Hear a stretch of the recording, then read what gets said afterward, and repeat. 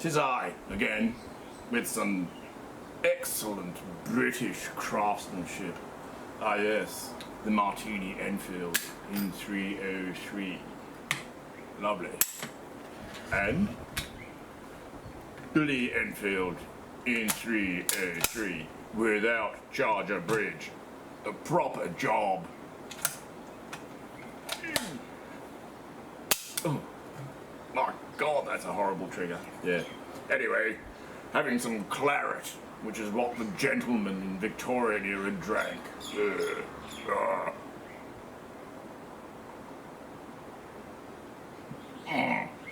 Hoorah. Well, what did they say? They said, huzzah! Yeah. Anyway. So, getting into the, into the feel of things. Pith helmet and khaki. So, what do we got? Today, I went to the range and I had some hand loads that I made up because what had happened with when I fired this fine rifle is that the 180 grain, where are they? Here they are. Cellier and Bello, 180 grain full metal jackets. Some of them did stabilise, a lot of them didn't. Well, not a lot, about half of them. The majority stabilised, there was a heap that didn't, and they were like sideways keyholes, perfect sideways keyholes. So I figured what I have to do is go to a smaller projectile weight and drop the powder to slow it down, smaller projectile weight so that it's got time to stabilise the bullet. Now, what happened was, and I'm not going to show you any targets that I shot from this because what happened was that the targets were quite spread. No keyholing, but the targets were spread. So what that tells me is that, yes, the 150 grains are good, but because I had the powder charges I tried 44 grains of AR-2209 and 38 grains of AR-2208. So 2209 is Hodgdon, what is it is, 4350 or whatever it is, whatever you use in the 6.5 Cree, yeah. And AR-2208 is Varget. So 44 grains and 38 grains, which is 1 grain under Nick Harvey's minimum load for the 303 British. If you don't know Nick Harvey is, then he's pretty much the granddaddy of Australian shooting, sporting shooters. And he has a reloading book and I have it, and his loads are usually pretty hot. So I went 1 grain under, which is not enough for this gun. The charges need to be upped. So I've got to make some custom ammo for the Lee Enfield Mark 1, number 1 Mark 1. That's what it is. And more claret. And now, this one I will show you the targets from. So, let's have a look. Let's have a look what happens when I try and poke the projectile down the barrel. Oh yeah, look at that. Look at that. That's just not a problem. I can almost get the brass neck in there. It is so sloppy. It is just like, what is it? Let's make sure she's empty. Clear. And it's just where's that torch? This thing is smooth bore for about I don't know, 3 inches or something. I mean, look at that. Yeah, it just drops in there. That one, no. That one, no. You can't get it in the bore. But this one, yep. Yeah. So she's smooth bore for about. The old girl is smooth bore for about a good 2-3 inches. Now, taking that into consideration, you would think this thing is going to be a hose. Okay, it's pretty long, I can't even get it all in shot. You would think that this thing is going to be an absolute hose. The Martini Enfield, the 303 Martini, converted in, when was it converted? In 1909. Okay, so it was originally in 1897. No, it's an 1880. I've got to remember now. Yeah, so it's an 1880 Martini Henry that was converted to Martini Enfield in 1909. Martini Enfield 1895. So it was converted in 1895 to 303. And it's got the Enfield barrel, so it is for smokeless powder, jacketed bullets. Now, so you think if you can stick a projectile just loose in the muzzle, like I said, it's going to be a total hose. Well, that's what I was expecting. Totally expecting. Oh, more clarity. Totally expecting that. So I wasn't going to be disappointed if the thing shot like a hose. So anyway, what I did was, this is one of the first targets that I shot. Ignore that. Okay. Where's something that use the vernier, back of the vernier. Ignore that. That's a sideways keyhole from a projectile from a round that the guy who actually sold me, this, the Martini Enfield, he was at the range today and he said, "Oh, I've got some of these left over. Try them through your gun." He gave me four rounds. I could only chamber 2. The other 2 I couldn't even chamber, right? And this is what I only shot 2. I don't know where the second one went at all, but that's what the first one did, right? So I don't know. He's not making fantastic ammunition. So this is at 25 meters, which is what 28 yards. Right? Yeah, and you might think that's not very far. All right, why are you so excited about shooting groups like this? Which is, let's see, what is it? So this was with the Hodgdon 4350, I think it's called, AR-2209, with the 150 grain soft point, Hornady soft point interlock, and that is, where is it? That is, so that's 1.2 inches. And you might say, oh, well, 1.2 inches at 25 metres. I mean, what are you raving about? Well, I'll tell you what I'm raving about.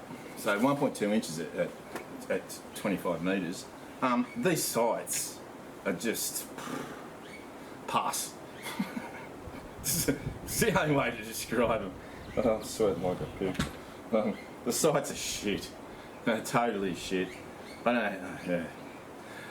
It's not surprising that military sights changed over the years, and at the turn of the 20th century, they were crap, just shit. Right. The other problem is that I have got astigmatism. Okay.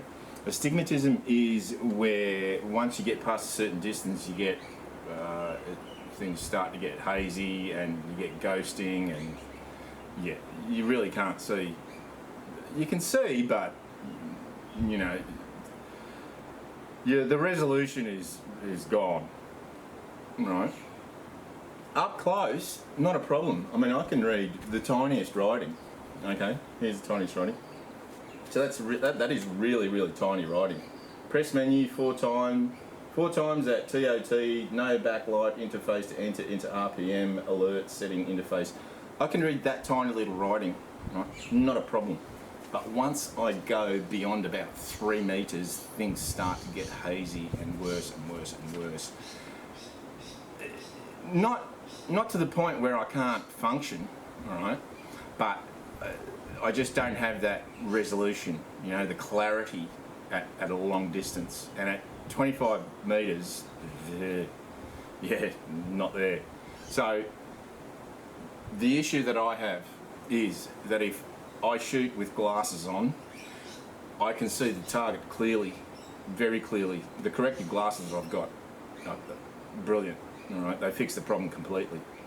So either I wear glasses when I'm shooting. This is through iron sights. Either I wear glasses when I'm shooting and I can see the target clearly, or I can see the target clearly, but the sights are all hazy, right? Or I can see this, or I don't wear the glasses, and I can see, because those corrective glasses are for long distance. They don't fix. When you're wearing glasses for long distance, anything up close is you've got the converse effect. So either I wear the glasses and I can see the target a long way away, fine, or I don't wear the glasses and the target is hazy and the resolution is crap, but I can see the sights really well. So you've got that dilemma. It's a catch-me-two situation. Now, what do? Well, I shot with glasses on, okay, and what I might do, because the bluing has worn off these sights, the sights are not very distinct.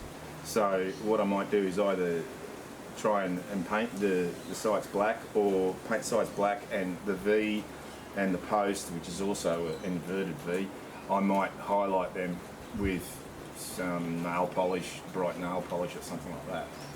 So because when I got this gun, the whole of the front sight had been spray painted with marker paint, pink marker paint has been sprayed pink, and I was thinking, why on earth did you do that? Well, I know why. That's why, because the sights really don't stand out well at all. So,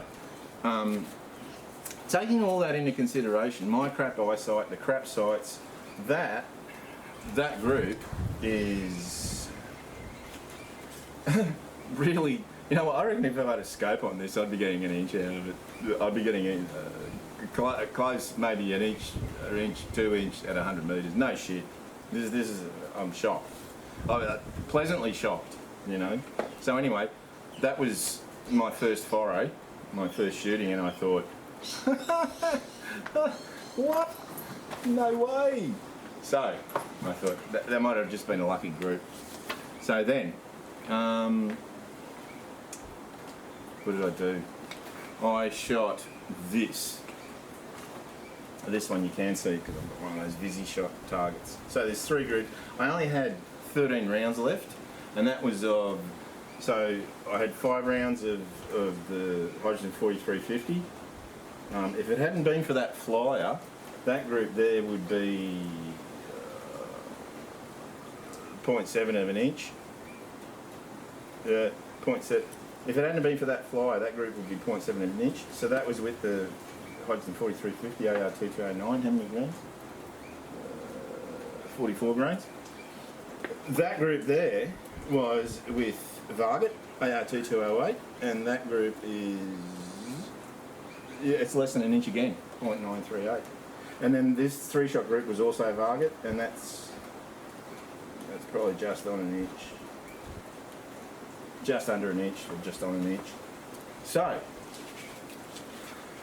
and I'm looking at these groups and going, how on earth is this rifle doing that? I mean, honestly, how can it achieve that when it's just got such a sloppy barrel and the muzzle is just smoothbore? So, because I did bring the cellular and bellow factory rounds, the 180 grainers that didn't do, that were keyholing in the Lee Enfield. I thought, hey, if this thing's shooting so well with the hand loads, I'll give the factory rounds, the cellular and bellow factory rounds a go. So I did, and this is what happened. One group is, I shot a couple of groups, 1 inch, and the other group is just over an inch. So even with 180 grain, the cellular and bellow factory rounds, it was shooting excellent. I mean, I'm over the moon. I really am. I mean, I'll show you. I'll show you again, quite literally, just how sloppy this bore is. Right. All right. That's the whole projectile. Just goes straight in, up to the neck of the cartridge. All right. That's smooth bore. That's smooth bore in there. And yet, you know, and it's an old pitted barrel, and Oh, I just love it. I love this old gun. You know, it really pains me to what David did to the stock, which is carved the crap out of it. It's a really nice wood on this butt stock, and he's carved the bejesus out of it and just ruined it. Yeah, I've got to fix it, and I'm going to go hunting with it because it shoots. It shoots. So now the other thing I want to mention is if you want to get an accurate vernier, quality accurate vernier, and you don't want to pay, you know, you don't want to sell a kidney, buy Wright. It's got exactly the same resolution. It's just as accurate as the Mitutoyo, and it's made in England, in Sheffield. And this is the second one. This is my second one, and I've never ever had a problem with it. The first one I got, I've had for probably 6-7 years. Never had more clarity. Yeah, I don't get paid by Wright, but they're certified to be accurate, and they are. I've found them to be very accurate and very good quality. The thing with the Mitutoyo is that I'm using on an amateur basis, whereas if you are going to be getting your vernier covered in coolant, and I have worked on lathes and mills and that, and you will get coolant on your vernier. That's probably what you're paying for with the Mitutoyo, is that they are totally coolant proof, and I've seen it. I've used them professionally. I didn't own them. My work owned it, and yeah, I've used the Mitutoyo stuff professionally, and coolant doesn't affect it whatsoever. So yeah, but Wright, as long as you're not getting covered in coolant, it'll last forever. Well, not forever, but you know, I've never had a problem with them. You know, you just got to replace the battery every now and then. Now, the other thing I want to mention is because after I was at the range, I went to the gun shop, or one of the gun shops. Well, actually, I went to both. Yeah, but in one gun shop, I was talking to him, and I said, "Oh, have you heard about the new Howa 1100, which is Howa's new rimfire rifle?" And he said, "Yeah, we've got one here." And I said, "Oh, really? Okay." I'd never heard of it until last night. I saw it on a YouTube vid, Howa 1100. I didn't even know they were around. And yeah, so they had one there. So I said, "Oh, can I have a look at it?" He said, "Yeah, I'll get it out." It's supposed to be a target rifle because it's in a Manners looking type stock, synthetic stock, and it's got. Well, it's supposed to have a varmint barrel. It's not a varmint barrel. It's a pretty light barrel, sort of mid, not even mid. Yeah, it's not a very heavy, and it's only 16 inches long. It's a real stubby thing. You know, I'm a Howa fanboy through and through, like complete. Anyone asks me, "Oh, I'm looking to buy a rifle, my first rifle. What should I get?"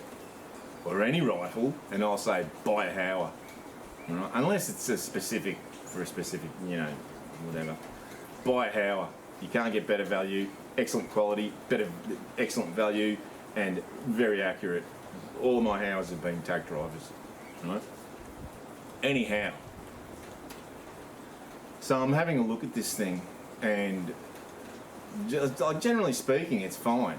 There's nothing really wrong with it that I could find, except for one thing. And this sort of pisses me off, is when gun companies make stocks or rifles where the trigger guard is incorporated as a part of the stock. It's a part of the plastic stock. It's not a polymer stock, it's a plastic stock. So the trigger guard is a part of the plastic stock. Now that just screams cheap. And this thing wasn't cheap. They're asking like $795 for it, Australian. And I was like, yeah, I'm not paying that for this. No way. No way in the world. For a plastic, you know. Now, the actual barrel action is all metal, okay? And then I'm squeezing the trigger and I'm going, wow, this thing's got a really weird, what's going on here? And what it was, so was the only one they had in stock. This was their display model, right? Well, the only one they had. They would have sold it to me if I bought it. What it was is at the bottom of the actual trigger. So the bottom of the trigger was actually hitting the trigger guard. It was clashing with it. And I just went. Because I was, you know what?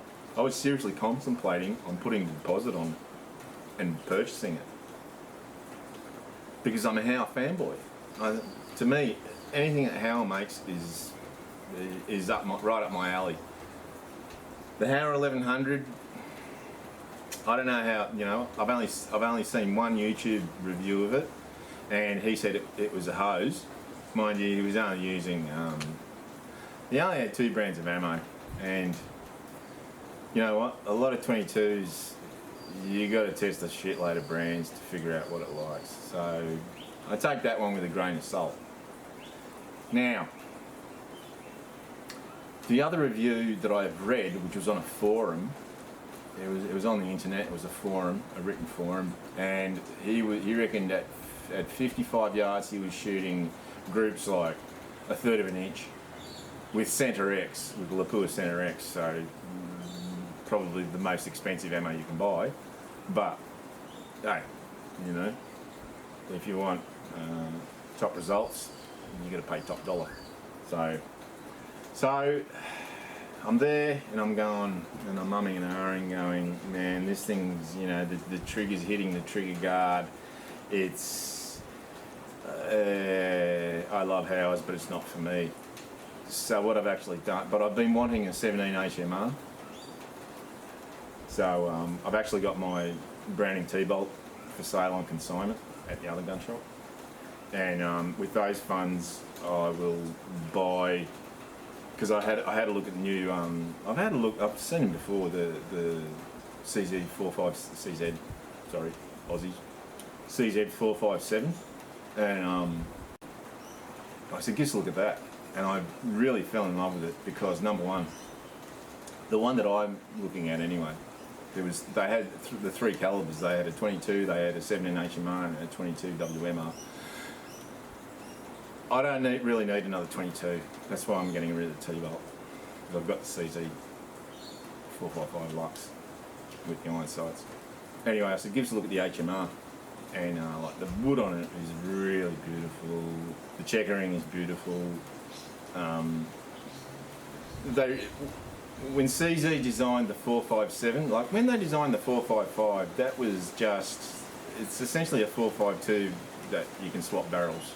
It's exactly the same action. With the 457, they really, really did make some serious alterations, and I think they're on a winner. They got it right. 60-degree bolt throw, flick safety that you flick forward to shoot, which all Americans like, and I agree with. Bolt release. You don't use the trigger to release the bolt because that really does present a whole lot of problems with the trigger and the safety and how far down you can go with the weight of that trigger. Now with this side release on the bolt, it means you can go really light with that trigger, in theory. So I think they've really got it right with 457. So I've had a look at it. It's got a 24-inch barrel. The other thing which I like, and it's not a heavy barrel, but it's a normal weight barrel that would be for any centerfire. So for 177 caliber, that is plenty. You don't need a super heavy barrel for 177 caliber, 17 caliber, right? The other thing I like about it, the stock.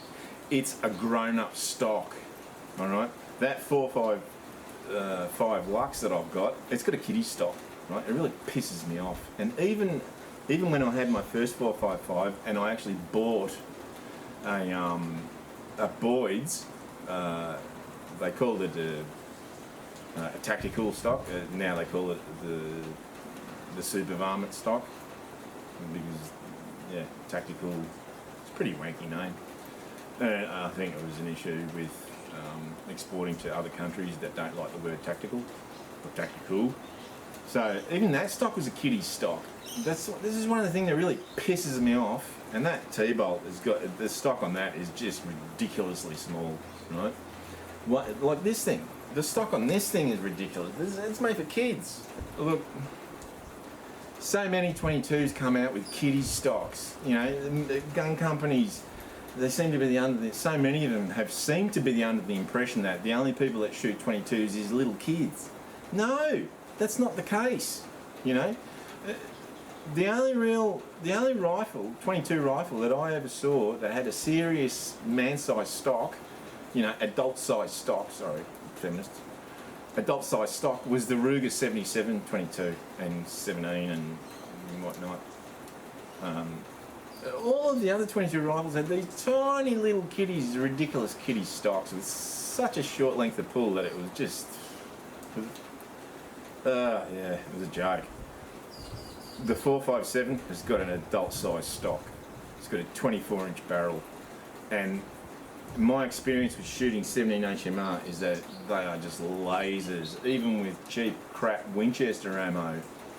You know, I remember shooting that 3-barrel combo with the 17 HMR barrel, a 20-inch skinny little sport-weight barrel on that thing, and I was getting 1/3 of an inch. No crap. And I was just like, what? With Winchester ammo. So one of the few Winchester ammos that I have any time for is the 17 HMR Winchester Super X ammo. All the rest of the Winchester ammo is garbage. So I've got a deposit on that. I only lodged the permit to acquire today, so yeah, it's probably be a couple of weeks. But anyway, enough of that. I just have to say that this thing is excellent. I've always wanted one. I've always wanted a Martini Enfield, not a Martini Henry, because it's just a nightmare. Ammunition is a nightmare for the Martini. The 450 577 ammo is just. This is one of my best purchases of all time. I have to say, I love it. I always wanted one. I got one, and the thing shoots. Like really shoots accurately, so I'm really happy. So that's what I've got to report. I've probably prattled on way too long now, but I'm really happy. And just to celebrate on just how good a rifle this thing is, more claret. Hey, bloke on the range, more claret, boy. Sorry, Boater. I don't mean to deride you or take the piss out of you. Yeah, I do. Yeah, okay, anyway, see you later.